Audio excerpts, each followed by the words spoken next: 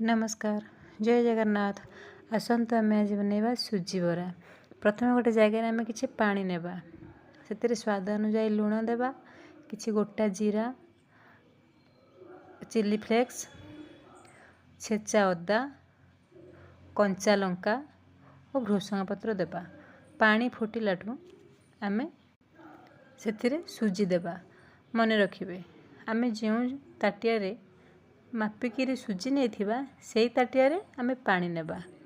मनकर गोटे ताटिया सुजी नेले 2 ताटिया पानी नेबे। ताको भल भाव जंती देबा घोड़े की रखीदेबा किसी समय पाई। सेटा टिके जस्ट उषुम थी अल्प उषुम थी से किसी पियाज पकई भल भाव चकटी देबा। चकटिकी ताको आम बरा साइज करवा। तेल आइदर पानी पानी रे भी देले बहुत भल हम तेल भी देले हम।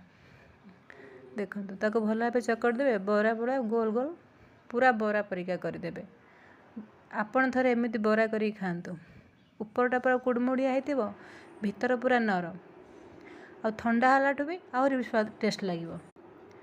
आपण थरे बने खाइले मते कमेंट करके निश्चय जनइबे। देखो एबे पूरा बरा साइज करके गोटी गोटी करी थोइदेवे ताको छाणीदेवे।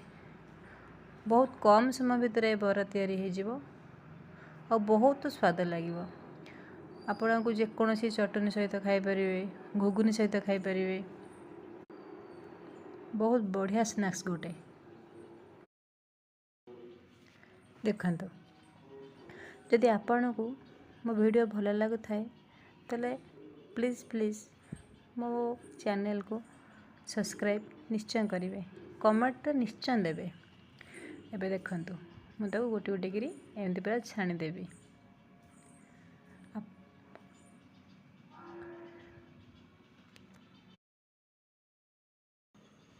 जदि आपण किसी भी रोषे जानापी चाहूे तेल मत निश्चिंत कमेंट रे कहले मु निश्चय बनवाई चेष्टा करी।